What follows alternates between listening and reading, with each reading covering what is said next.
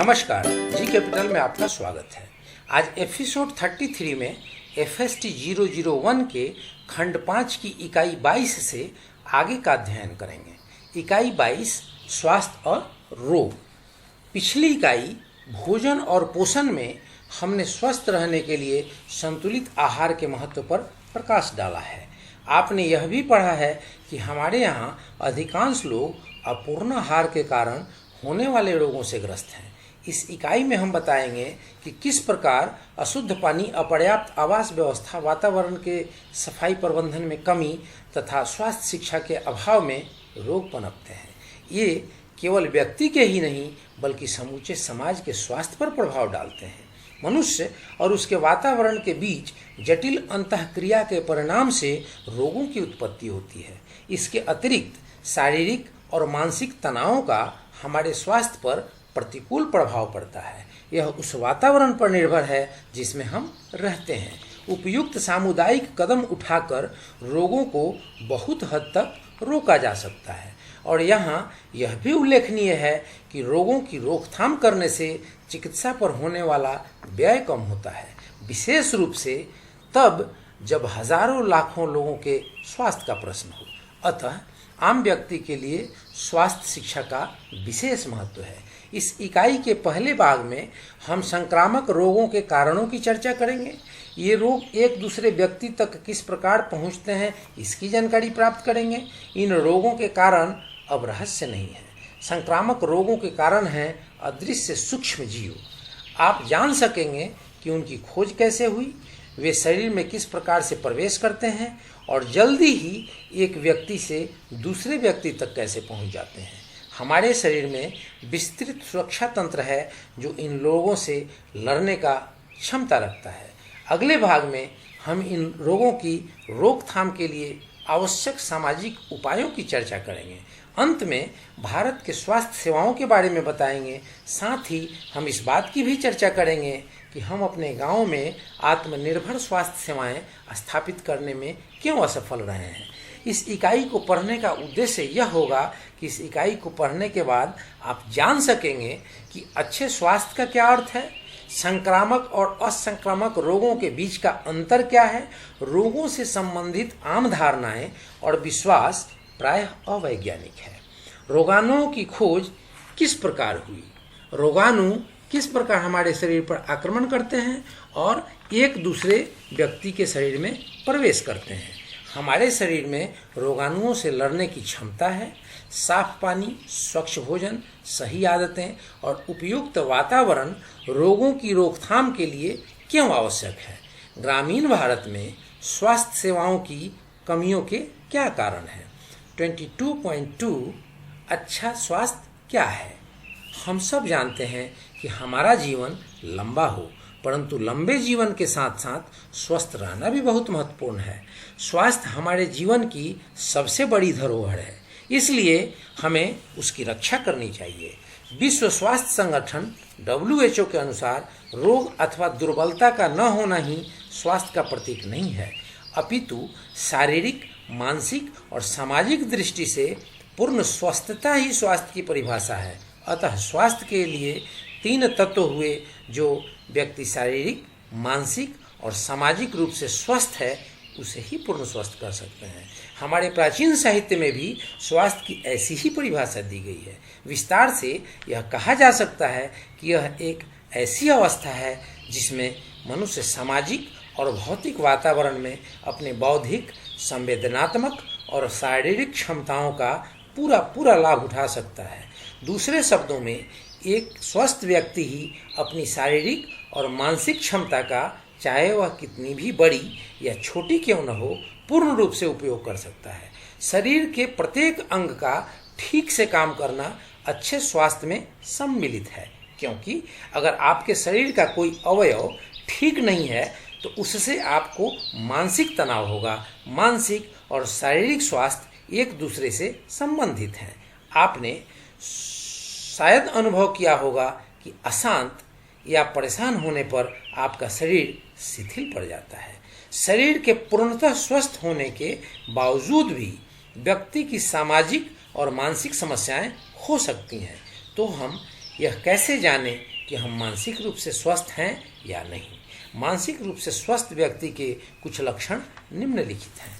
1, वह शांत होगा तथा आंतरिक उथल पुथल से मुक्त होगा।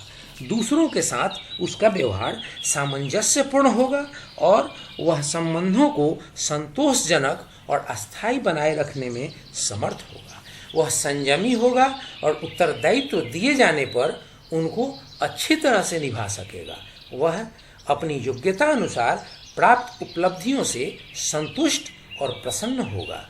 इस इकाई में हम स्वास्थ्य नियमों का उल्लेख नहीं करेंगे, अपितु इस बात पर अपना ध्यान केंद्रित करेंगे कि वातावरण का हमारे स्वास्थ्य पर कैसे प्रतिकूल प्रभाव पड़ता है और यह किस प्रकार रोगों को फैलाने में सहायक है। 22.3 रोग।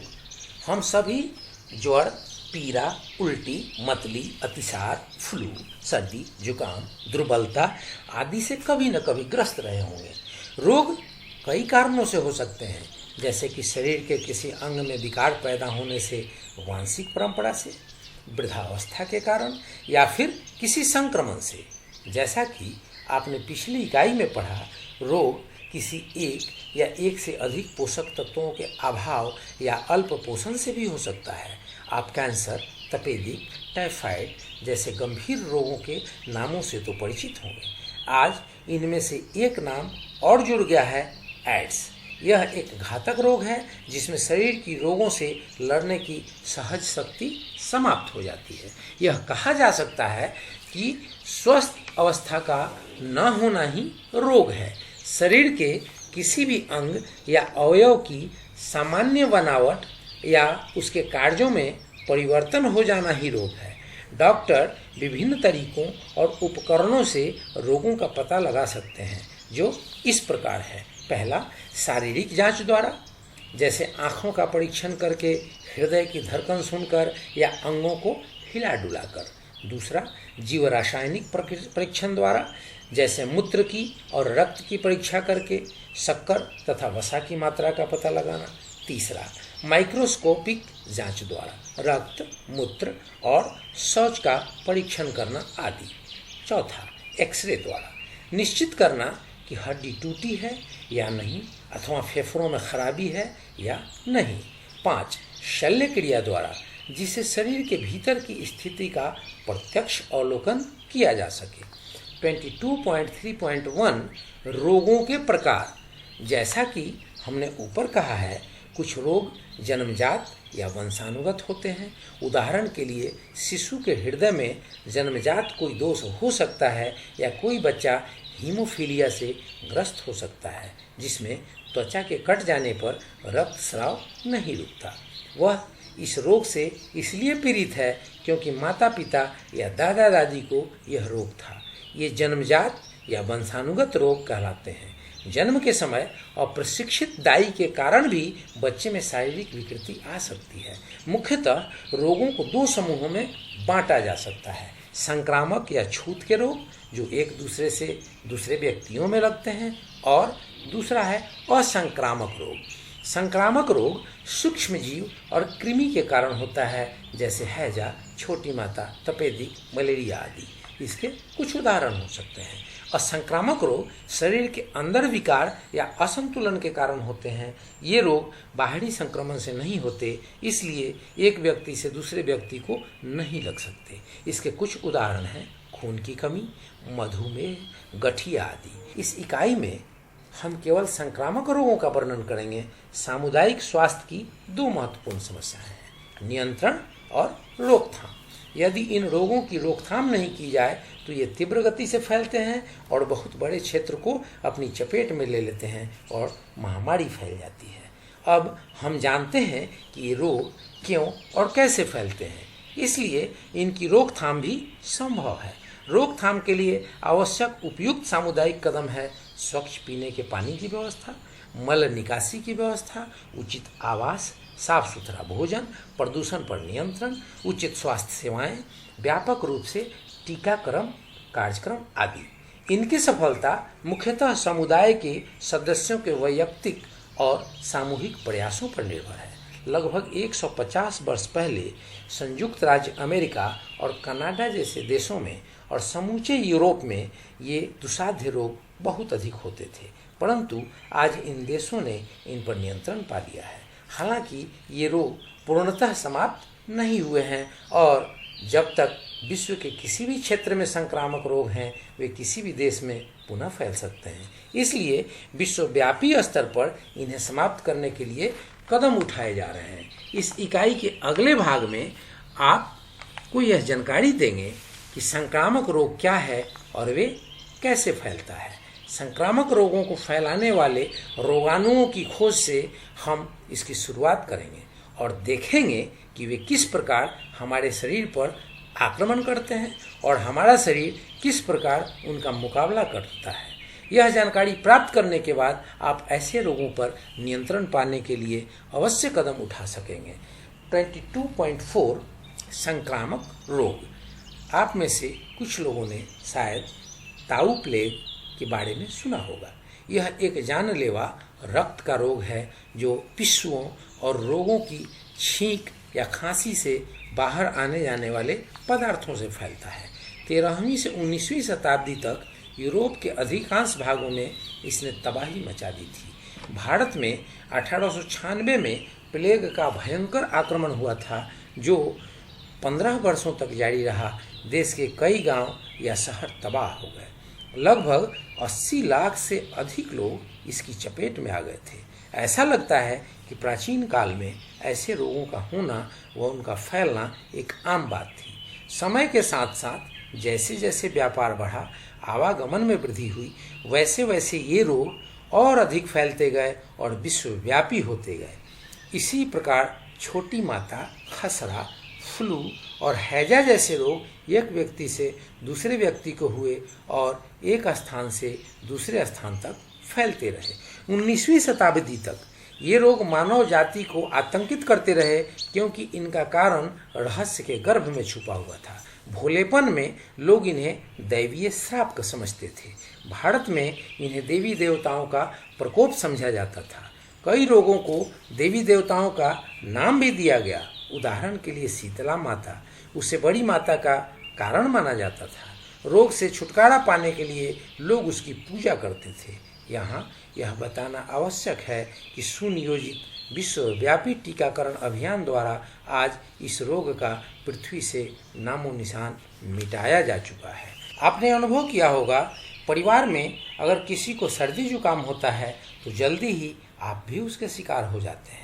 जानते हैं ऐसा क्यों होता है? क्योंकि सर्दी जुकाम का कारण सूक्ष्म जीव हैं जो एक से दूसरे व्यक्ति में बहुत शीघ्रता से प्रवेश कर जाते हैं। ये इतने सूक्ष्म होते हैं कि आपको आंखों से दिखाई नहीं देते। इनमें से कुछ को आप सामान्य माइक्रोस्कोप से देख सकते हैं, जबकि अन्य जो और भी सूक्ष्म होते हैं केवल विशेष प्रकार के माइक्रोस्कोप द्वारा ही देखे जा सकते हैं।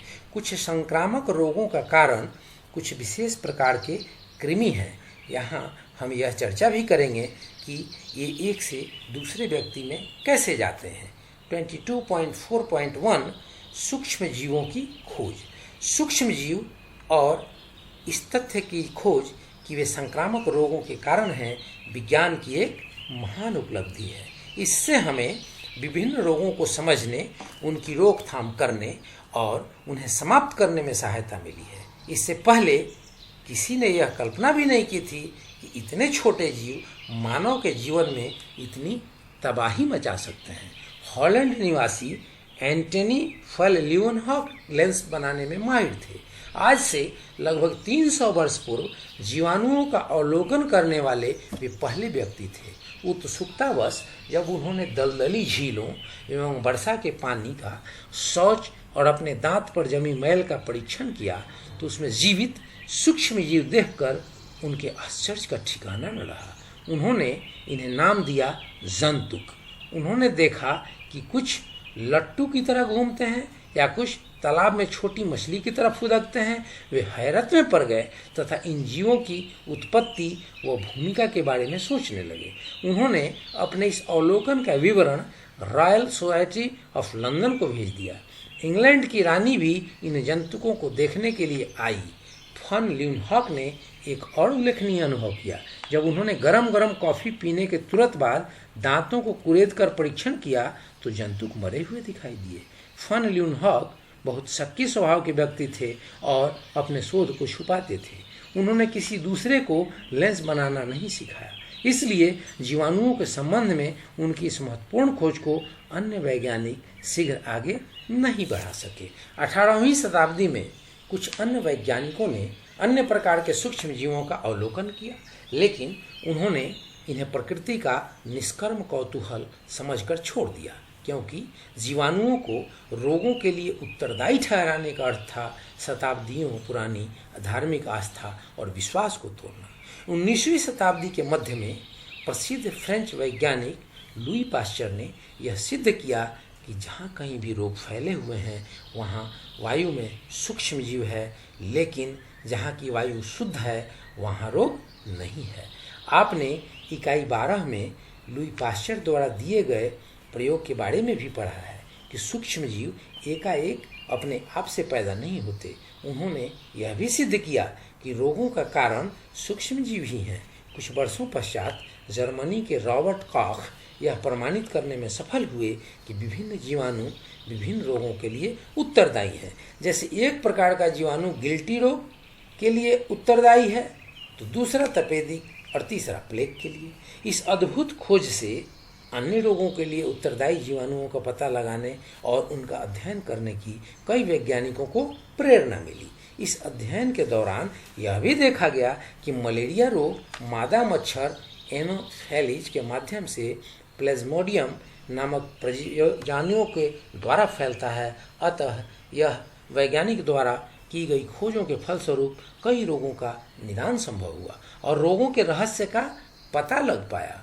यहाँ यह कहना गलत नहीं होगा कि अगर उस समय डच वैज्ञानिक फन ल्यूनहॉक की पहली खोज को आगे बढ़ाया जाता तो लाखों जानें बच सकती थी। सूक्ष्म जीवों की एक अन्य जाति विषाणु है। खांसी, जुकाम और विषाणु ज्वर जो आजकल लोगों को अक्सर हो जाते हैं विषाणुओं से होता है। विषाणु जीवाणुओं से भी छोटे होते हैं, इसलिए ये 19वीं शताब्दी के अंत तक भी रहस्य बने रहे। विषाणु साधारण सूक्ष्मदर्शी से नहीं देखे जा सकते, इसलिए तभी उनका पता चला जब अधिक शक्तिशाली सूक्ष्मदर्शी की खोज हुई। विषाणु विलक्षण जीव हैं, उनकी तुलना रासायनिक सम्मिश्रणों से की जा सकती है। वह किसी जीव या प्राणी की कोशिका के बाहर अपनी संख्या में वृद्धि नहीं कर सकते। यह चीनी या नमक की तरह स्फटिक हो सकते हैं, लेकिन एक बार किसी कोशिका में प्रवेश करने पर कोशिका के भीतर वे एक जीव के समान व्यवहार करते हैं तथा जीवाणुओं के समान पनपते हैं और ज्वर या रोग उत्पन्न करते हैं।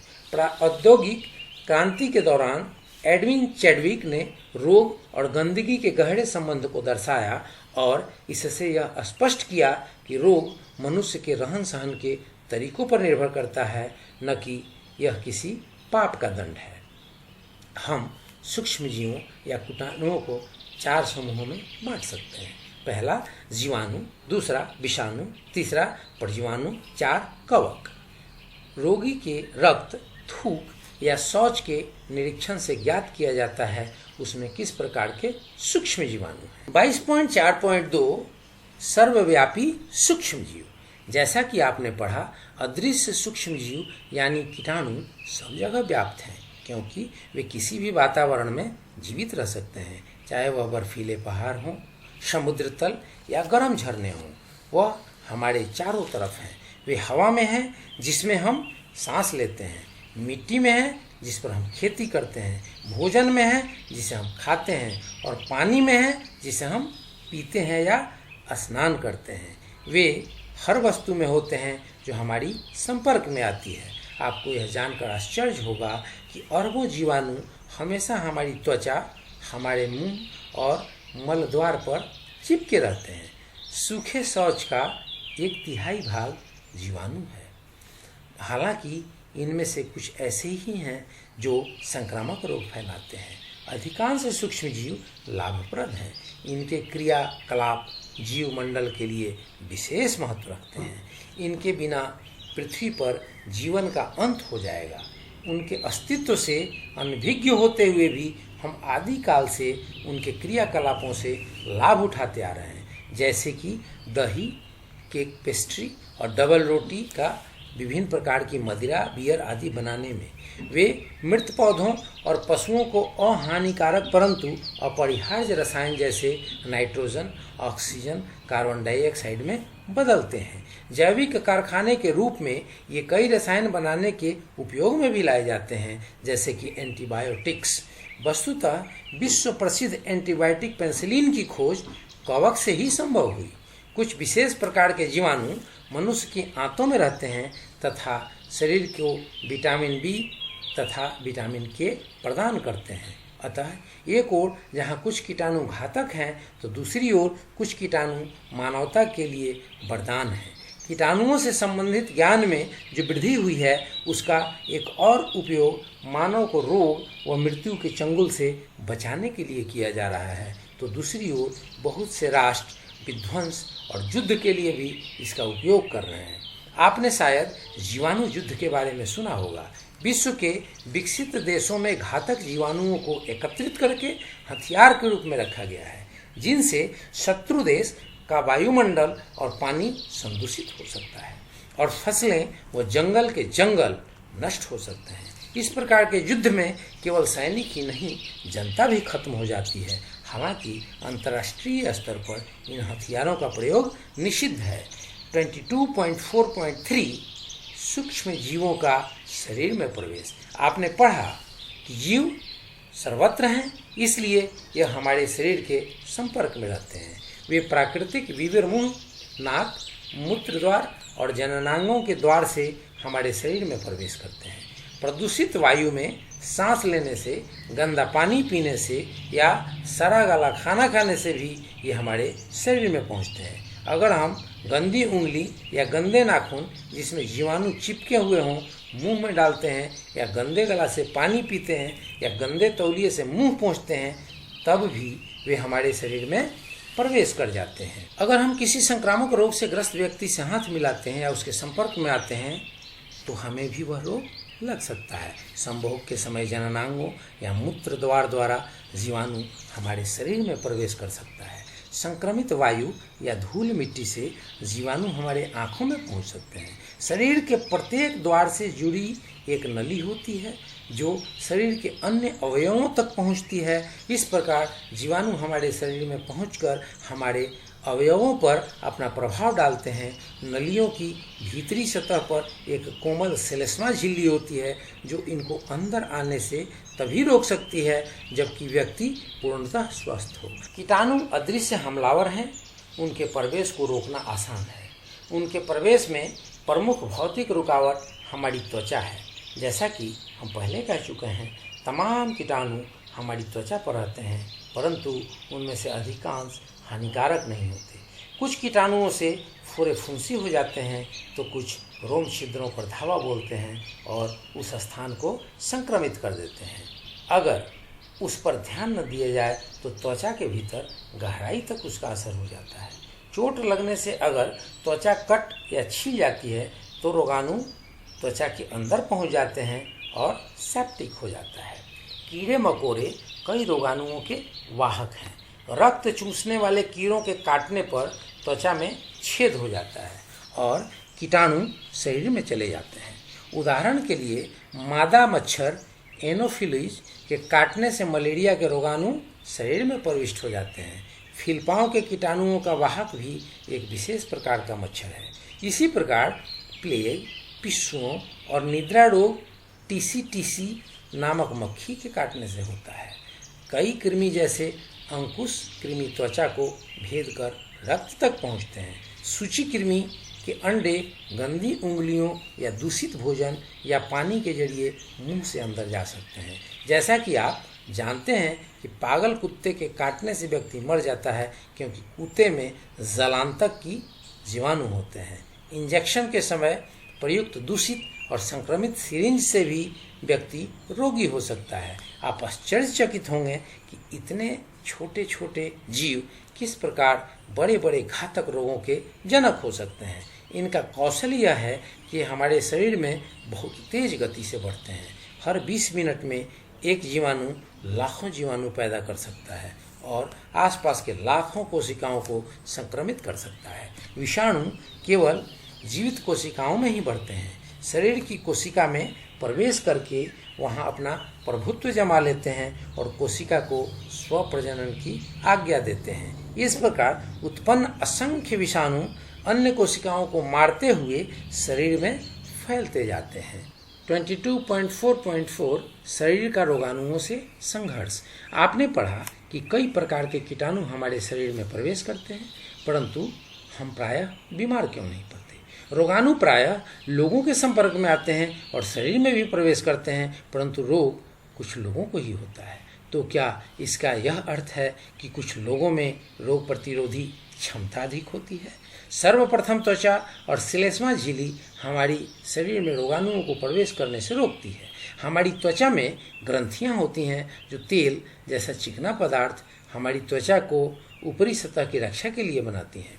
पसीना भी त्वचा से खास गंदगी और कीटाणुओं को हटाने में सहायक है। जब रोगाणु हमारे शरीर पर आक्रमण करते हैं तो विशेष प्रकार के श्वेत रंग कोशिकाएं संक्रमित स्थल पर जाकर हमलावर रोगाणुओं को निगलकर समाप्त कर देती हैं। इन कोशिकाओं को निगलने वाली कोशिकाएं कहा जाता है। लड़ाई समाप्त हो जाने पर दूसरे किस्म के श्वेत रक्त कोशिकाएं मृत रोगाणुओं और श्वेत रक्त कोशिकाओं को हटाने के लिए उस स्थान पर आ जाती हैं। फोड़े फुंसी घाव पर जो पस जमा होता है उसमें बड़ी संख्या में ये मृत कोशिकाएं और मृत रोगाणु होते हैं। अन्य प्रकार के श्वेत रक्त कोशिकाएं लड़ने के लिए एक रासायनिक द्रव्य उत्पादित करती हैं जिसे प्रतिपिंड कहा जाता है, जो विष या जीव विष को अप्रभावात्मक करती है। इसके अलावा ये प्रतिपिंड हमलावर जीवाणुओं को चिन्हित करती हैं, जिससे निगलने वाली कोशिकाओं द्वारा उन्हें पहचानने में आसानी होती है। अन्य प्रकार के श्वेत रक्त कोशिकाएं मारक के रूप में भी काम करती हैं।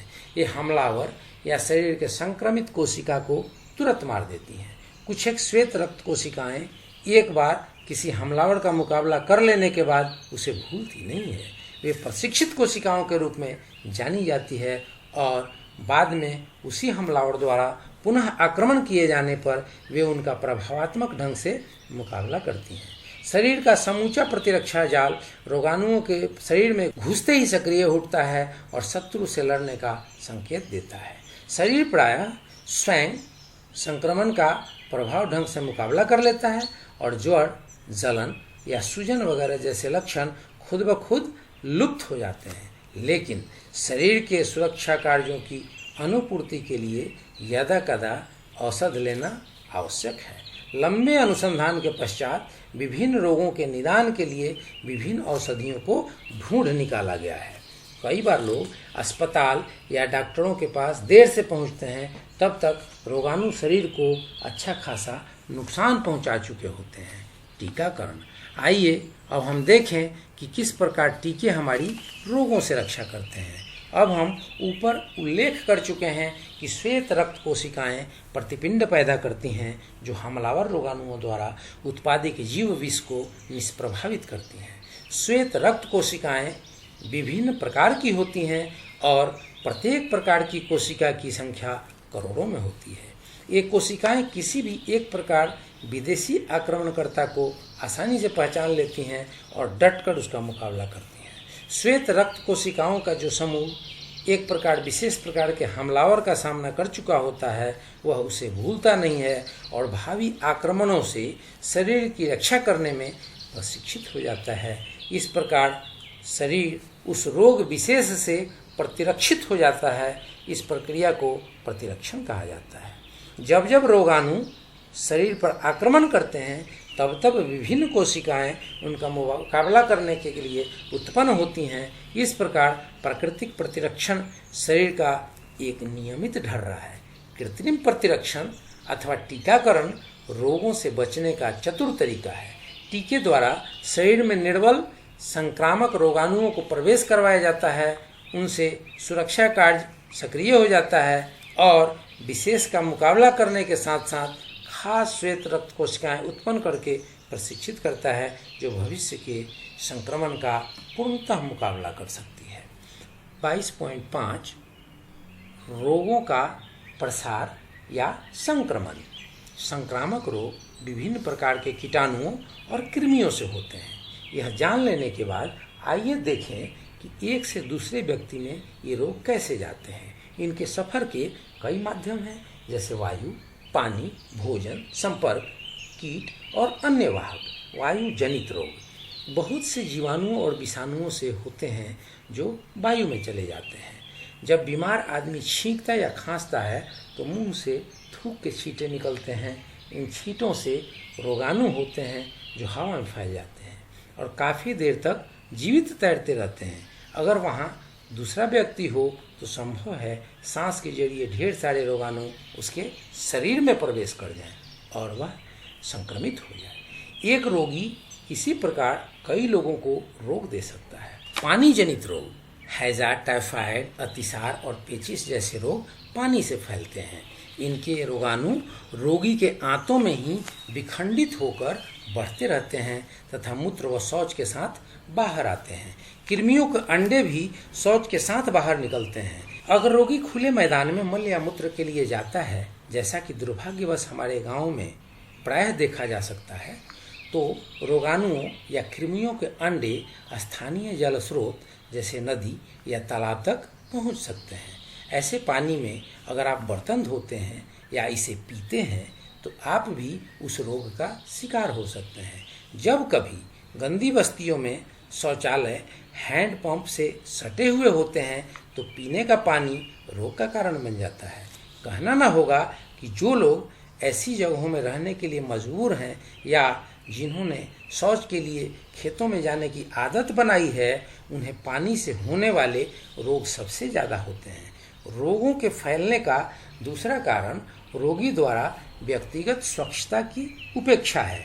अगर रोगी मूत्र या शौच के बाद भली प्रकार हाथ नहीं धोता तो हो सकता है कि उसके हाथों में रोगाणु या उनके अंडे लगे रह जाएं और उनके द्वारा उन्हीं हाथों से भोजन, बर्तन या फर्नीचर या अन्य वस्तुएं छुए जाने पर वे रोगाणु या कृमियों के अंडे उन वस्तुओं में लग जाएं और फिर कोई स्वस्थ व्यक्ति जब उन वस्तुओं को छुए तो बहुत संभव है कि वे रोगाणु उस तक पहुंच जाएंगे। भोजन जनित रोग, अगर गृहिणियां या रसोइये किसी रोग से ग्रस्त हैं और शौच के बाद भली प्रकार हाथ नहीं धोते तो रोगाणु या कृमि अंडे खाने में पहुंच सकते हैं और उस भोजन को खाने वाले बीमार पड़ सकते हैं। टाइफाइड, जीवाणु द्वारा पेचिश और पेट की दूसरी बीमारियां इसी तरह फैलती हैं। मक्खियां, जिन्हें मल और कूड़ा करकट विशेष प्रिय हैं, जब भोजन पर बैठती हैं तो उसे कीटाणु युक्त कर देती हैं। फल और साग सब्जियां भी खाद के रूप में प्रयुक्त मल से संदूषित हो जाते हैं। खुली हवा में देर तक पड़ा भोजन या जिस पर मक्खियां बैठ चुकी हैं रोग का घर है, जिसमें रोगाणु बड़ी गति से फलते फूलते और बढ़ते हैं। ऐसा भोजन खाने से फूड पॉइजनिंग हो सकती है। इसके आम लक्षण हैं उदरसूल, जी मचलाना, उल्टी आना और दस्त लगना। रोगाणु सामान्यतः भोजन गर्म करने पर मर जाते हैं, पर उनके द्वारा उत्पन्न विष उष्मा को सह लेता है और वह नष्ट नहीं होता। कीड़े मकोड़े या अन्य वाहकों द्वारा फैलने वाले रोग, हम जानते हैं कि मलेरिया मादा मच्छर एनाफिलीज से होता है। डेंगू बुखार और फिलेरिया भी मच्छर के काटने से होता है। यह कीट रक्त चूसकर उसका कुछ अंश वापिस शरीर के अंदर डाल देते हैं। मच्छर जब किसी रोगी का रक्त चूसता है तो कुछ कीटाणु भी उसमें आ जाते हैं और फिर जब किसी स्वस्थ व्यक्ति को काटता है तो उसके शरीर में कीटाणु छोड़ देता है। मक्खियाँ पेट के रोग के कीटाणु फैलाती हैं। इसी प्रकार पिस्सू और चूहे भी कीटाणुओं का घर हैं। प्लेग चूहों से होता है जिसके कारण अनगिनत मृत्यु हुई है। जुएं, टिक्स, तिलचट्टे, टिड्डियाँ वगैरह भी कई तरह के रोगों को फैलाती हैं। गिनी कृमि से होने वाले नाड़ू रोग भारत में प्रायः होता है।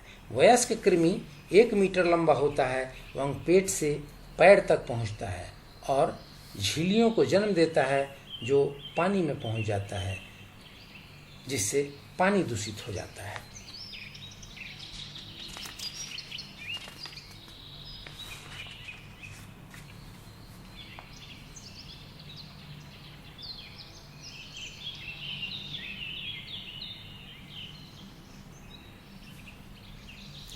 वयस्क कृमि 1 मीटर लंबा होता है एवं पेट से पैर तक पहुंचता है और झल्लियों को जन्म देता है जो पानी में पहुंच जाती हैं, जिससे पानी दूषित हो जाता है।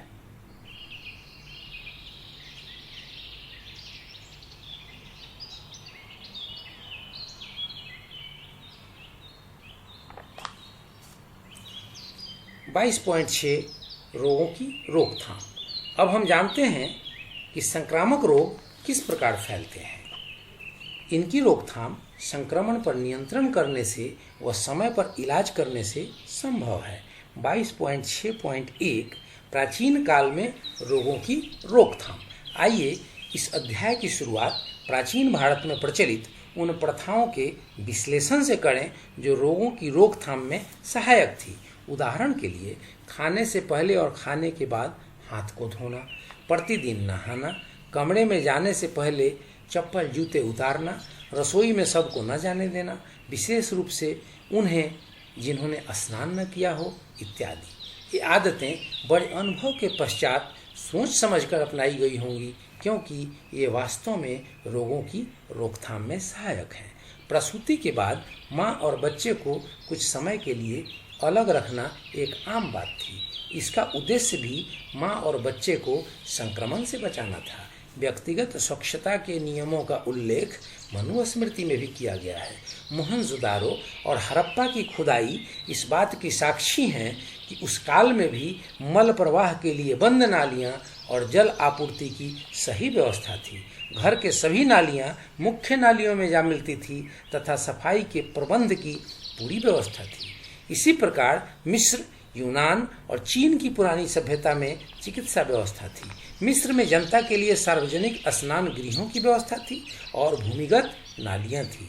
वे मच्छरदानियों का प्रयोग भी करते थे और वे यह भी जानते थे कि प्लेग चूहों से संबंधित है। यूनान के प्रसिद्ध चिकित्सक हिप्पोक्रेट ने ईस्वी सदी पूर्व 5वीं शताब्दी में स्वास्थ्य के लिए जलवायु, खान पान और कपड़ों के महत्व का परीक्षण किया था। वे स्वच्छता की आदतों पर बहुत जोर देते थे। प्राचीन भारत और चीन के लोग टीकाकरण से भी परिचित थे। वे जानते थे कि बड़ी माता के रोगाणुओं का टीका लगाकर बड़ी माता को रोका जा सकता है। 22.6.2 आधुनिक समय में रोगों की रोकथाम। आइए अब हम यह देखें कि रोगों की रोकथाम के आधुनिक विचार का प्रसार कब हुआ।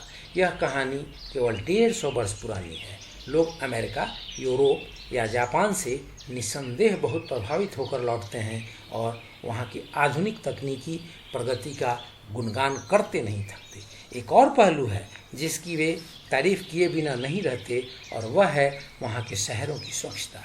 क्या आप विश्वास करेंगे कि घर के बाहर सड़क पर या हाईवे पर जरा सा कचरा फेंकने वाले को भारी जुर्माना भरना पड़ता है?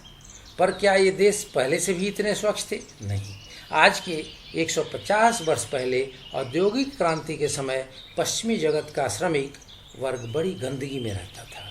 उनके घर के सामने कचरे के ढेर लगे रहते थे।